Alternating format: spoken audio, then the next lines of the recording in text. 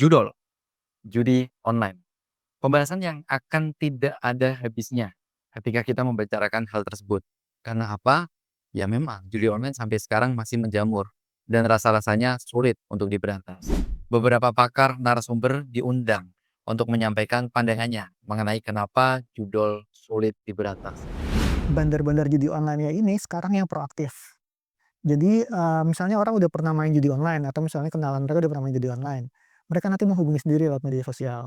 Dikasih tahu cara cara, linknya di mana. Mereka nggak pakai alamat huruf lagi, mereka pakai alamat IP yang 1 titik itu, dikasih langsung ke mereka. Makanya itu pemberantasannya itu ya sulit karena harus kejar-kejaran. Kalau, mereka pakai alamat website apapun. Kalau sekarang yang terjadi masih marak dan ada kesannya sulit diberantas karena ketahuan satu sindikat, hilang lagi, nanti ada lagi. Tumbuh tumbuh tumbuh. Kenapa itu tumbuh? Ya karena kesempatannya itu ada. Kenapa kesempatannya itu ada? Karena aturannya itu sudah ada tapi dilanggar dan tidak mampu ditegakkan. Kan gitu, Bu. Jadi saya pikir Ya, setelahnya kalau kita mau berantas judi itu ya memang harus pakai kesungguhan nomor satu, tapi harus pakai taktik yang seimbang dengan perkembangan tantangan yang dihadapi. Maka dari itu judul juga menjadi sebuah pembicaraan yang problematik. Kenapa problematik? Karena kita ketika membicarakan judul, kita harus tahu tempat di mana kita berada. Karena beberapa negara melegalkan yang namanya judi online dan beberapa negara melarang keras adanya judi online. Dan kita hidup di Indonesia. Indonesia sangat melarang keras yang namanya judi online. Semua pihak sudah dikerahkan untuk membasmi judi online ini. Tapi pada kenyataannya, judi online masih bisa berkeliaran bebas. Maka dari itu, kita akan membahas bagaimana operasional sebenarnya yang ada di infrastruktur judi online itu dan mengapa dia masih terus eksis hingga saat ini. Semuanya akan kita bahas di Segreson.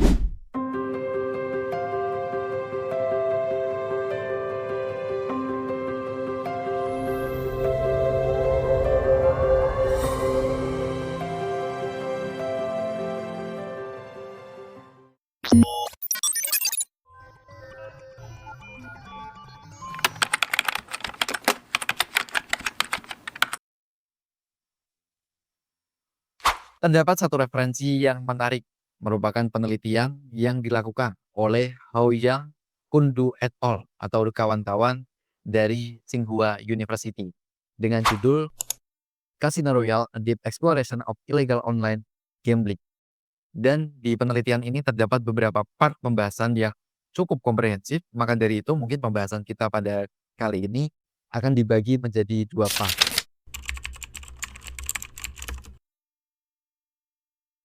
Dalam penelitian ini sudah berhasil dilakukan analisis di lebih dari 900.000 situs judi online yang berkeliaran di Cina. Cina juga sama seperti Indonesia, mereka menganggap bahwa judi online itu ilegal. Kita dapat melihat ilustrasi infrastruktur yang membekengi atau melatar belakangi situs judi online itu terus. Situs judi online biasanya beroperasi melalui 3 langkah utama untuk mendapatkan keuntungan. Pertama adalah iklan. Judul dilarang di beberapa negara dan wilayah. Situs-situs ini tidak dapat menggunakan search engine optimization yang legal untuk muncul di hasil pencarian teratas. Oleh karena itu, mereka tidak habis pikir. Mereka menggunakan teknik SEO black hat untuk mempromosikan situs mereka untuk menarik pemain. Kemudian, kunjungan. Pemain yang ingin berjudi kemudian mengunjungi situs melalui tautan di halaman SEO black hat. Setelah masuk, mereka dapat menjelajahi jenis permainan yang ditawarkan. Dan selanjutnya, pembayaran. Jika pemain tertarik, mereka dapat melakukan pembayaran dan mulai bermain di situs tersebut.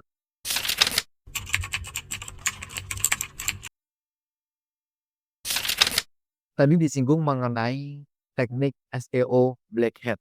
Sebenarnya apa itu teknik SEO dan bagaimana teknik SEO Black Hat itu dijalankan? Search Engine Optimization atau SEO merupakan proses untuk membantu algoritma mesin pencari mengekstrak informasi dari sebuah laman web dengan cepat dan akurat. Hasil ekstraksinya itu nanti akan muncul ketika pengguna memasukkan keyword di mesin pencari. Versi legal dari SEO dikenal sebagai Whitehat SEO, didorong melalui pedoman resmi yang diterbitkan oleh pengembang mesin pencari. Namun, situs ilegal yang memuat konten terlarang seperti narkoba, judul salah satunya, atau senjata, tidak dapat memperoleh peringkat tertinggi di hasil pencarian secara sah ini. Mereka menggunakan teknik yang dikenal dengan Black Hat SEO. Black Hat SEO selanjutnya menggunakan dua metode umum. Yang pertama adalah keyword stuffing. Teknik ini mengisi laman web dengan kata kunci sebanyak mungkin di setiap sudut, bahkan pada bagian yang tidak terlihat pengguna, seperti meta tag atau bagian di luar jangkauan visual. Apa dampaknya? Walaupun bagiannya tidak terlihat, tapi mesin pencari tetap bisa membaca bagian tidak terlihat itu, sehingga dia akan tetap muncul di pencarian pengguna. Kemudian teknik selanjutnya adalah cloaking. Teknik ini memanfaatkan perbedaan antara browser pengguna biasa dengan crawler mesin pencari. Konten yang ditampilkan kepada mesin pencari dan di versi pengguna itu berbeda, sehingga apabila di pengguna seolah-olah tidak terlihat, si crawler itu menganggap bahwa situs-situs judi online ini tetap ada, sehingga keberadaannya itu eksis. Jadi, bagaimana teman-teman sekalian? Sudah cukup tergambar judul itu ternyata operasionalnya itu bagaimana? Tenang, itu masih kulitnya saja. Pembahasan kita masih akan terus berlanjut.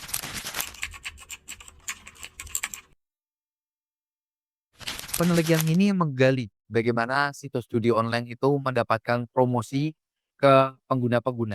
Tautan-tautan yang sebenarnya legal, kemudian dia bisa disusupi oleh situs judi ilegal, dianggap bagian dari jaringan pendukung situs judi ilegal. Jadi, jika sebuah situs web memiliki tautan yang mengarah ke situs judi, secara tidak langsung, situs tersebut membantu mempromosikan judi online. Situs-situs ini disebut sebagai site promotion. Dan kita dapat melihat ilustrasi dari site promotion itu sebagai berikut.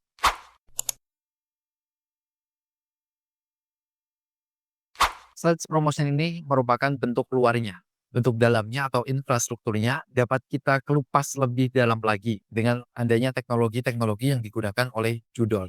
Yang pertama adalah penggunaan domain atau TLD. Sejak tahun 2011, pendaftaran domain murah dengan aturan longgar semakin diminati oleh para pelaku ilegal, salah satunya judi online. Domain ini, kalau teman-teman tahu, seperti alamat situs yang digunakan untuk mengakses situs tertentu. Nah, situs judi ilegal biasanya memiliki domain populer seperti .com yang digunakan hampir 60% dari situs judi online. Ada juga yang menggunakan domain negara seperti .cn ataupun .us. Itu karena memang sudah legal, walaupun di CN itu atau Cina itu ilegal, berarti menandakan bahwa situs ini masih banyak yang lolos atau penerapan keamanannya itu masih dapat ditembus. Kemudian pertanyaannya sekarang, apakah rekan-rekan sekalian pernah menemukan domain.id atau Indonesia itu jadi hostingan dari sebuah situs judi ilegal?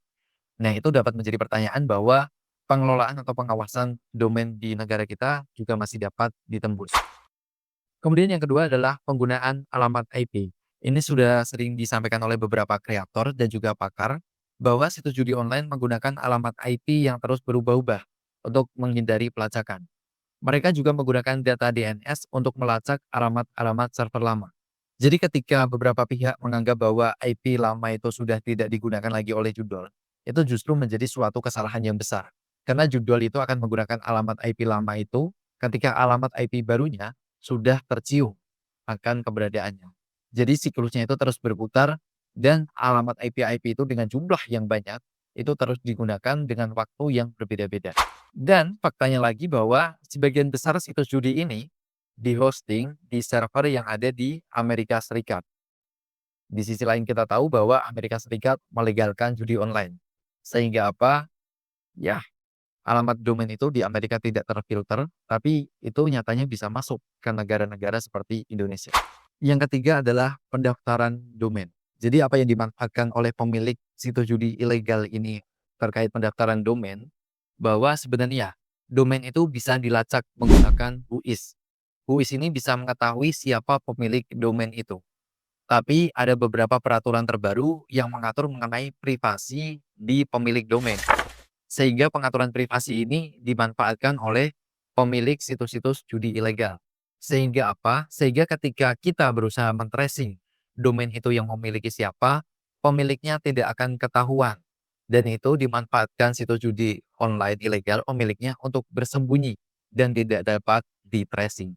Nah, itu sedikit teknologi yang kita bahas, mulai dari teknologi infrastruktur yang digunakan, kemudian terkait hosting yang mereka gunakan itu bagaimana sehingga dia dapat muncul terus. Kita sekarang akan ke pembahasan selanjutnya, yaitu mengenai studi pengukuran kepercayaan.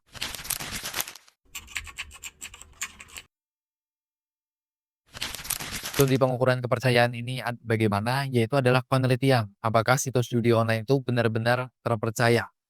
Penelitiannya dilakukan dengan memberikan dana ke situs judi online dengan jumlah tertentu dan bagaimana responnya ketika pengguna itu akan melakukan penarikan walaupun dia belum memainkan permainan apapun.